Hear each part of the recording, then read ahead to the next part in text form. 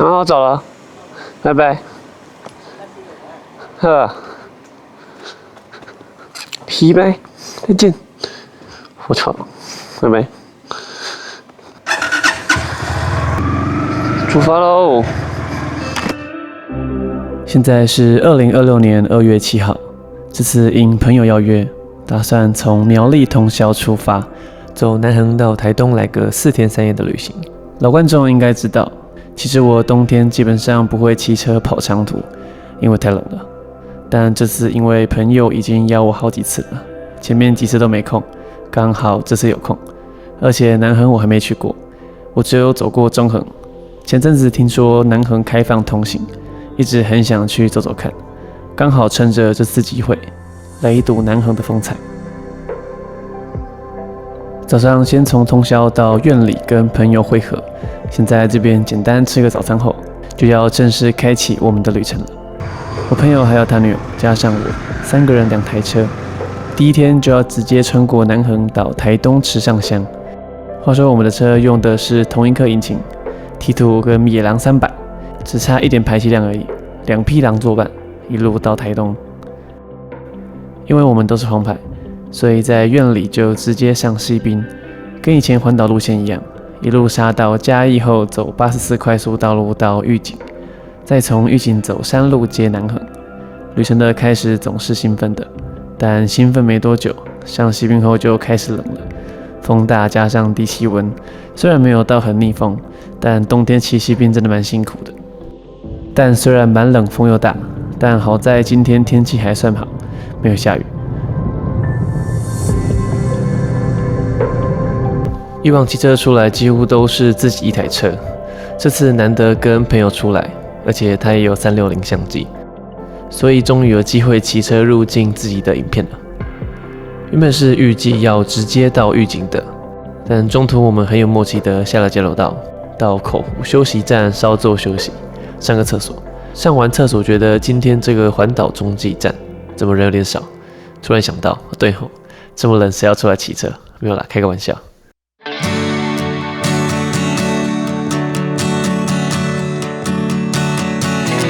到了中南部後，太陽出來了，氣溫也一起上升，終於不那麼冷了。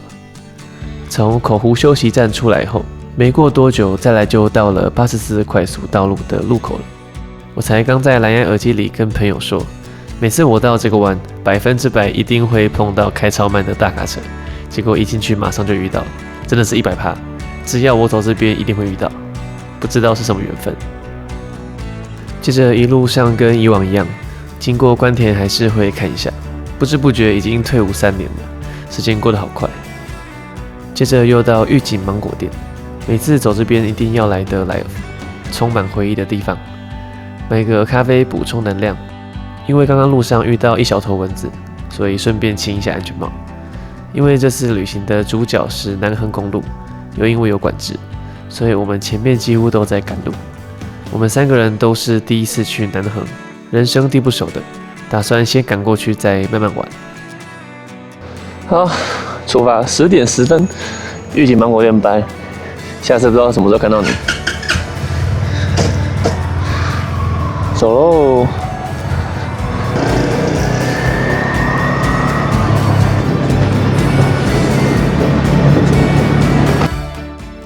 離開玉井後，再來經過最後一小段熟悉的台3，接着就接台20了，進到還沒騎過的路段。自從第一次環島之後，就開始頻繁騎車，環了6.5次島，還有沖武嶺跟一些旅行，感覺已經把台灣大部分有特色的路段都騎完了，已經有一陣子沒有這種進到未知旅程的悸動了。下次再來就不會有這種感覺了。再來經過南化水庫後，接着就準備要進入南橫了。這時的天氣越來越熱，有點夏天的感覺。從早上還很冷的苗栗，到現在炎熱的南部，感覺好像一下就過了好幾個季節。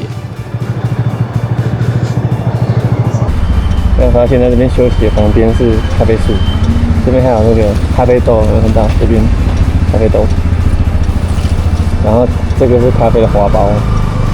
我說這個樹怎麼看那麼眼熟？也是咖啡樹。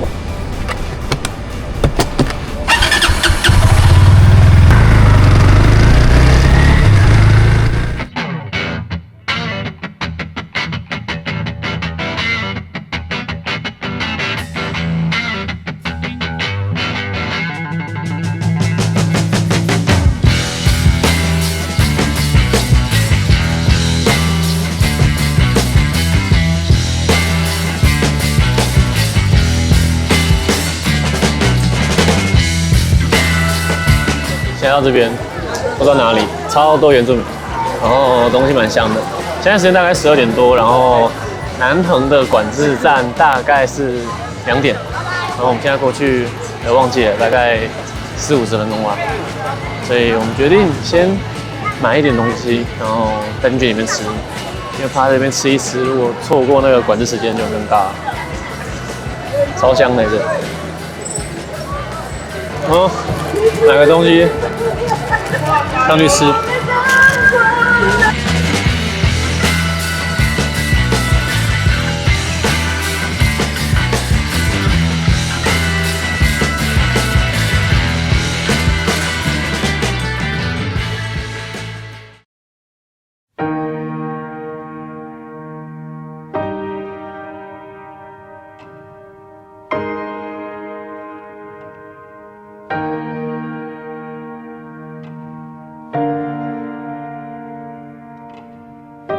南河公路，也就是台20，從玉井開始往東南進入山區，沿線穿越新化丘陵、玉山山脈、中央山脈，橫跨台南、高雄、台東等3縣市，一直到台東海端鄉，長約200公里，全名為南部橫貫公路。2009年8月8日，因受莫拉克颱風風雨影響，台20線多處坍方，道路中斷。交通部公路總局將此路段封閉，因地質、颱風等關係，經過前後多次整修，雖然中間路段有管制，但幾個月前終於通車了。在經過了一段極為普通的山路後，眼前的視野突然變得無比遼闊，半赤裸的山丘缺少了植被的掩飾，透出往昔的痕跡，經歷過大自然的洗禮，有種曠野的粗糙感。腳下騎的道路，像是工人們施工後留下來的縫線，將曾經歷史的回憶與現在的時光重新結合，讓我們能感受到這片還沒見過的台灣。真的感覺人生一定要來騎過這段路，不虛此行。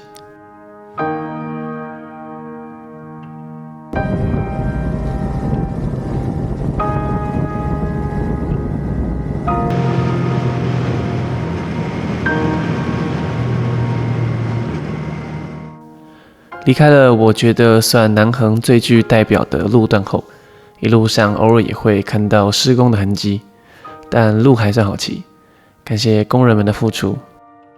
因為我們第一次來，所以很怕錯過通行時間，怕中間有網絡上沒查到的臨時管制之類的，所以也沒有找地方停下來好好感受一下這裡的氛圍，有點可惜。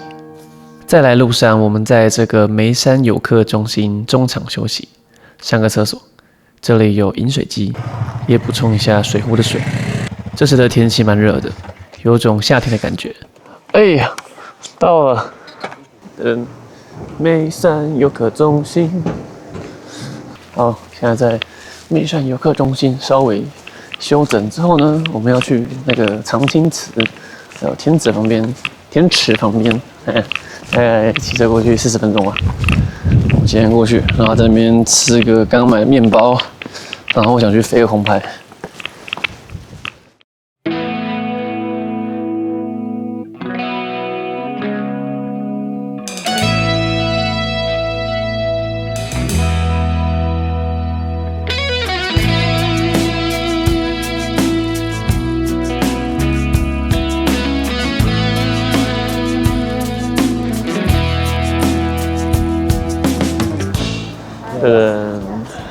到了这個長青祠。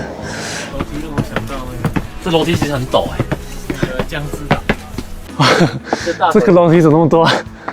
我的天！哇！地圖耶！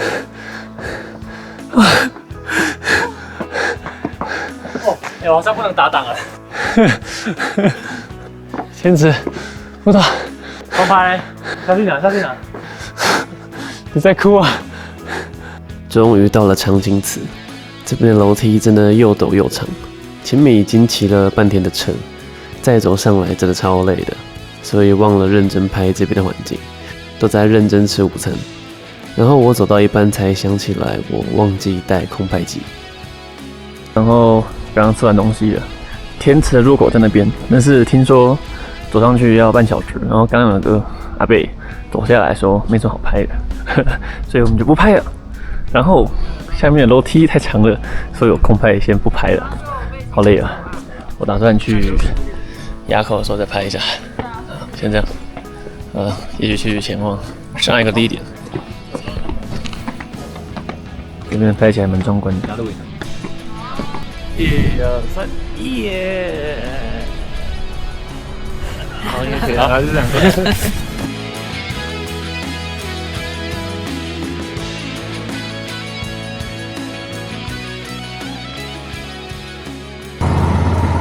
现在要出發了，長青池，下一站埡口。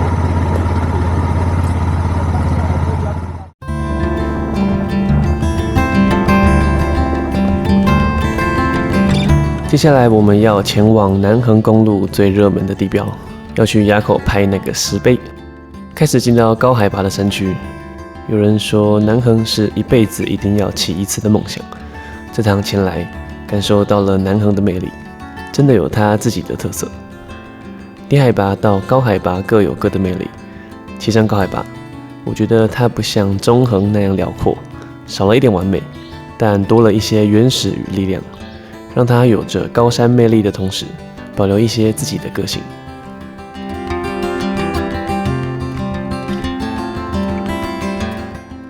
在這裡騎車挺幸福的，這種地方就是要騎車來啊！在車子裡待着多無聊，就算打開窗，還是感覺跟周圍有距離感，而且假日可能會塞車。雖然騎車要風吹日曬，但在這裡騎車與風景融為一體，感受一下自由的空氣。低空飛行，不覺得人生應該要經歷一下嗎？不然就太可惜了。接着在靠近山頂時，周圍多了一些迷霧來增添氣氛，為周圍的景色蓋上了一點神秘的面紗。剛開始覺得還挺美的，但到後面霧越來越大，讓我心裡有個不好的預感。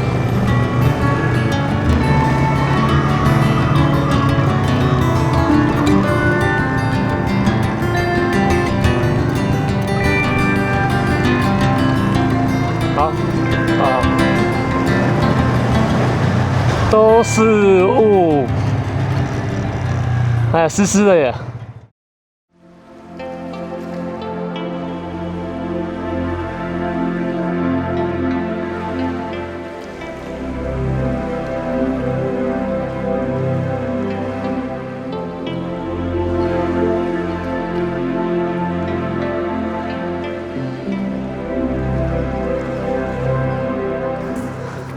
結果都是霧，全都是泡沫，什麼都看不到。空拍也不用飛了，天啊！看樣子是白了。等一下打個卡，拍個東西。你有在演嗎？沒有。你有在演吧嗎？沒有。埡口。無言。埡口無言，不是。1、2、3，耶！哎，現在有個尷尬的點，下面那邊1個小時有一個管制口，它的時間我們要開1個小時，可是已經剩半小時了。不好意思，問一下，我們如果去池上，這下面還會有管制嗎？有啊，我們出得去嗎？等一下，好，謝謝。我開給你看。好，謝謝。他好像是說20分鐘會開一次。這個管制站我要倒哪邊？大概半個小時。OK， 好，標起來，謝謝。趕快走，不然等下來不及哦。哦吼，謝謝。霧多，霧都。哦，好濕，好濕。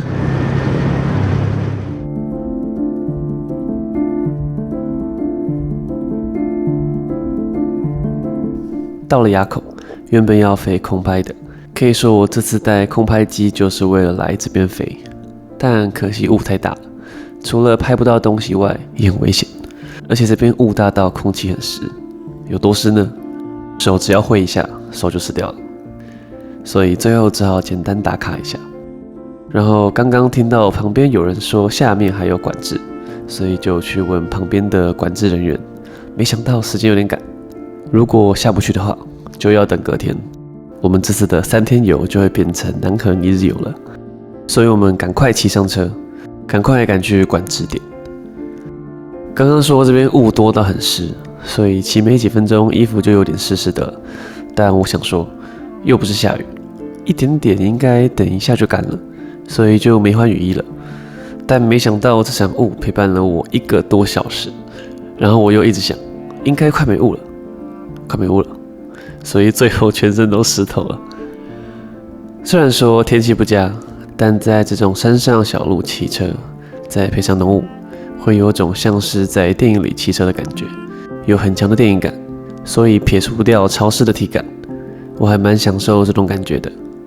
不過這樣也導致看不到風景啦，不知道這邊的景色遼不遼闊，就留給下次的旅程來確認了。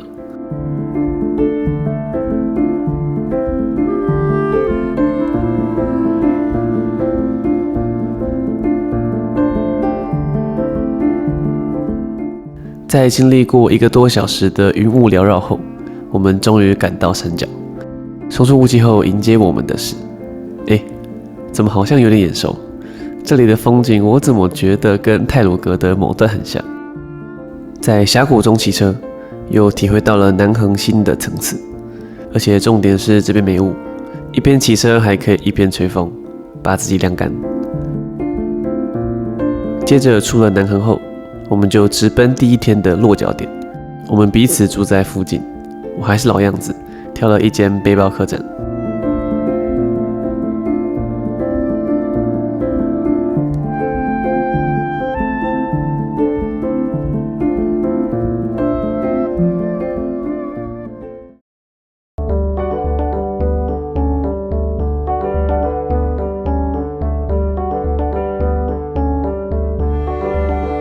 旅程的第1天晚上，我住在這間位於池上鄉的禮物盒子。這間背包客棧布置得還蠻溫馨的，而且店員很熱情，好像也有套房，價錢合理，環境乾淨，還有電貓，超可愛的。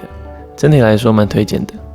雖然說剛剛騎車吹了1小時的風，但其實衣服還沒完全乾透，而且騎了1整天的車，其實我們都有點累了，所以就決定各自休息一下，待會直接約晚餐見面。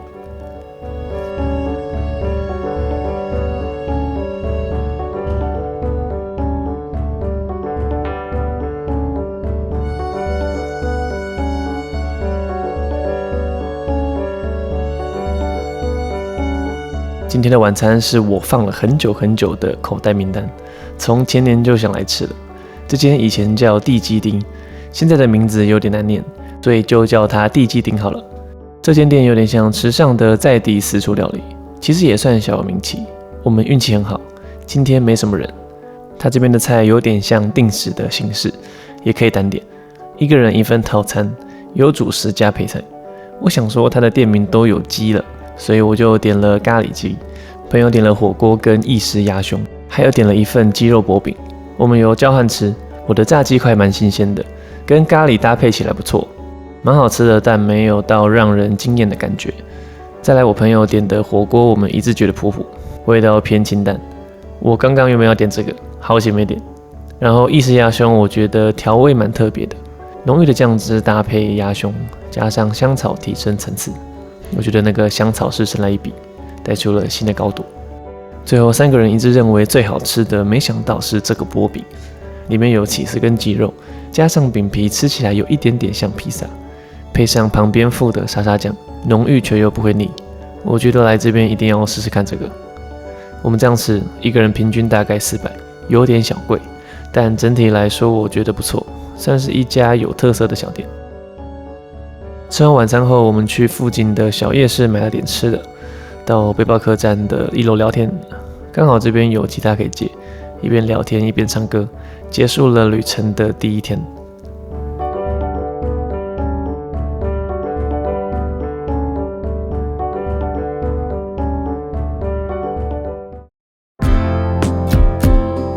第2天起床，早上的天氣狀況還好，有點陰陰的。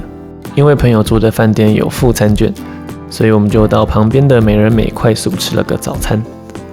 那我們準備要出發了。我們早上第1站要去那個三仙台，但是路上好像會經過那個60擔山，然後老王他們說我想去看一下，所以應該會繞過去一下。拜拜盒子，我覺得這個背包客棧還不錯。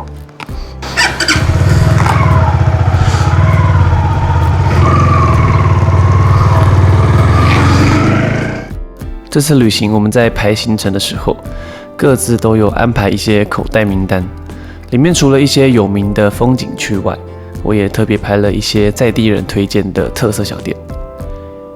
第2天的行程，我們要從池上鄉騎車到台東市區入住，但因為有排3仙台，所以會穿過海岸山脈，從沿海路線南下到台東。吃完早餐後，天氣還是陰天，雖然說沒下雨，但還是比較希望有太陽，因為今天超冷的，全台幾乎都是個位數。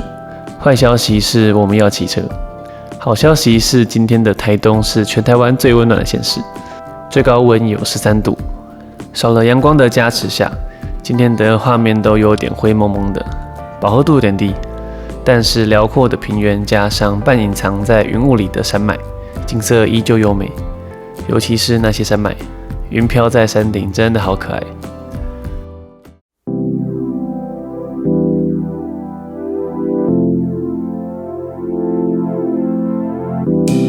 我們的第一站是花蓮的60擔山。其實原本是打算直接殺去3仙台的，但後來我想到路上會經過60擔山，所以就打算帶朋友過去看個風景。60擔山最有名的應該是它的金針花海了。之前我有來過一次，真的挺推薦的。我們來的這個時候沒有金針花海，不過我覺得上到山頂中間的這段路景色很美。雖然說路況不佳，但景色實在是沒話說。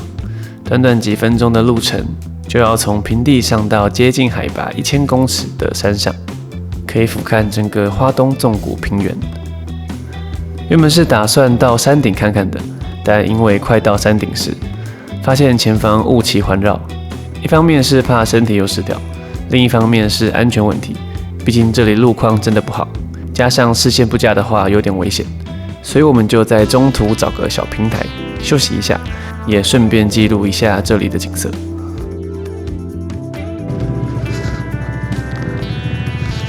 前面就是霧了，休息一下，大概看一下。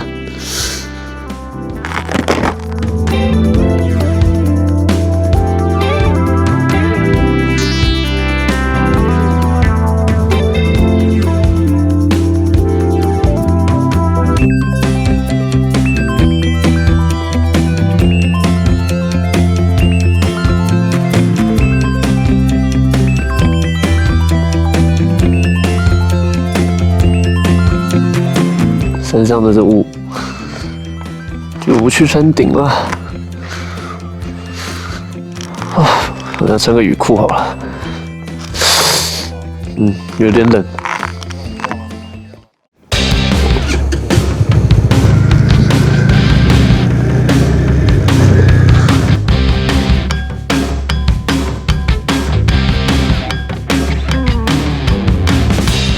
稍微休息一下後，我們就繼續出發前往下一個行程。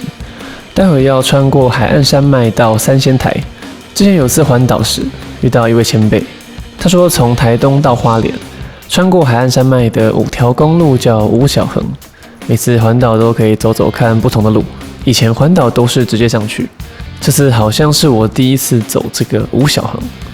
原本騎得還很順暢的，但騎到山區時居然開始下雨了。怎麼又下雨了嘞？我們只好趕緊在路邊換雨衣。這次旅行好像濕氣都有點高啊。第一次穿過海岸山脈，風景也不錯，尤其是出隧道快到海邊時，因為地勢的關係，視野遼闊的同時還可以看到整片的海，真的挺美的。不過要是天氣晴朗，應該會更好一點。剛出隧道時，天氣有變好一點，至少沒下雨了。但話才剛說完，沒多久後又開始下雨，而且風也有點大。這樣的天氣，沒想到一直陪着我們到3仙台。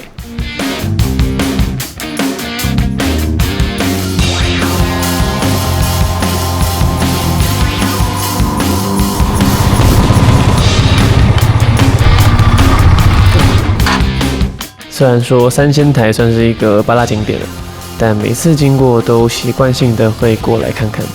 還記得2年前人生的首次24奈就在這邊看日出，之後有開始飛空拍後，一直很想過來這邊飛飛看，但上次經過時也在24奈，沒時間拍，所以這次旅行也很期待可以來飛一下，但沒想到天公不作美，只好把空拍又再次的延到下次的旅行了。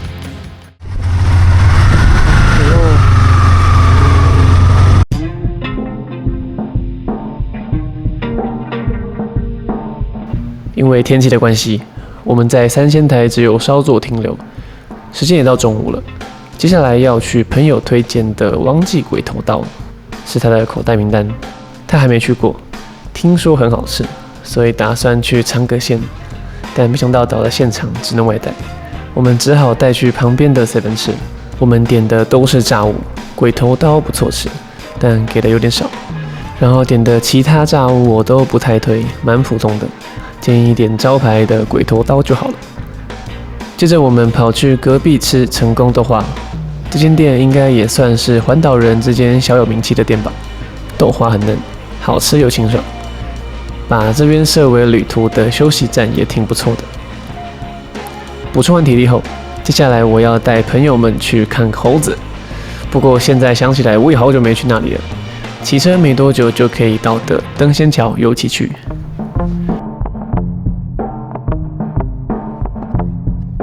上次來好像是3年前了，只要想看猴子，來這邊就對了。來了好幾次，每次都有一堆猴子在這邊。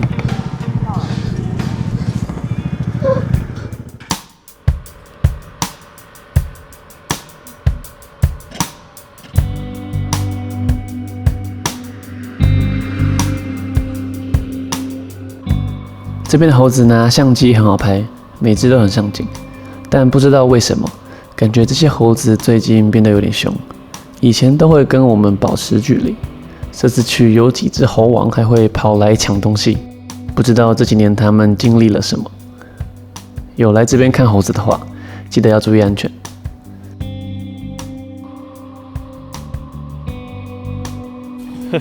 他想要吃，你被搶走了，你被搶走了，切到，還好一包新的，就跟你說。幹，是太笨了吧！我去拿那個鞋套。那是吃鞋套啊，那是很派的。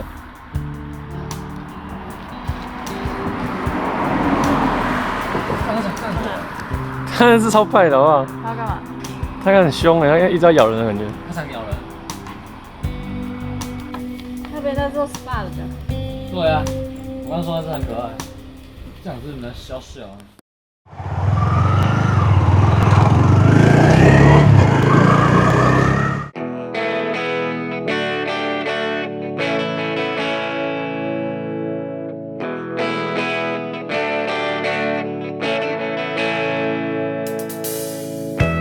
看完猴子後，再來就要到台東市區了。在入住飯店之前，朋友說想去波浪屋看一下。接近1小時的路程中，沒下雨，但天氣還是陰陰的。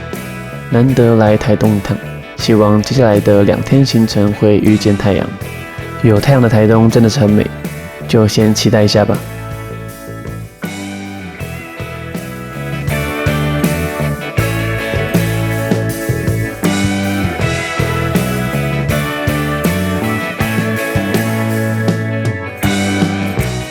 到了波浪屋後，先講結論。我覺得是個值得來走走的地方，看得出來周圍有特別佈置過，建築也很有特色，小店很多，可以排個1到2小時來這邊逛逛。但好像我們太早來了，現在很多店家都還沒營業。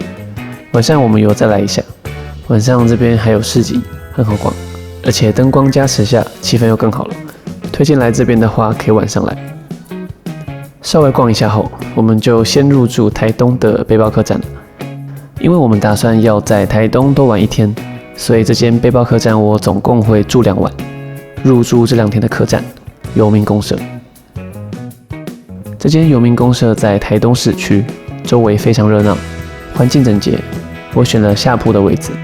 小缺點是房間的鋪數我覺得略多，也沒有櫃子可以放東西。但我看中的是它最大的優點是什麼嘞？就是2碗只要810啊！以在市區來說，真的超便宜的。以這個價格來說，前面的小問題好像也不是問題了。我們在飯店各自休息了一陣子，再來要去吃晚餐。今天的晚餐又是我的口袋名單，219景觀餐廳。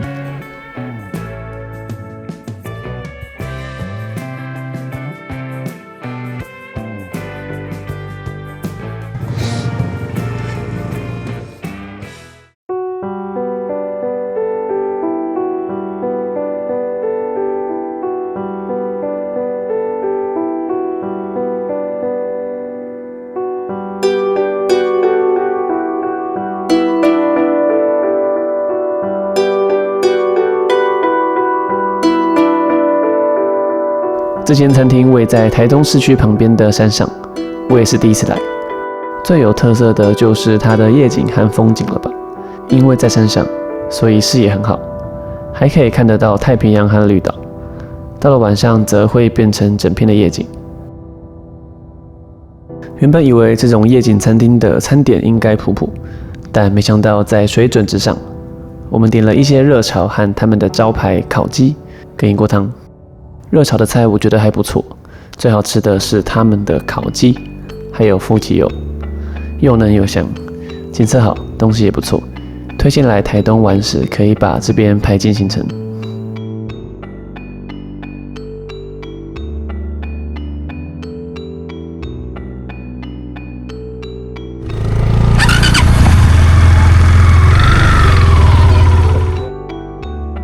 吃完晚餐後，我們又跑去附近的夜市逛一下，然後結束快樂的第二天。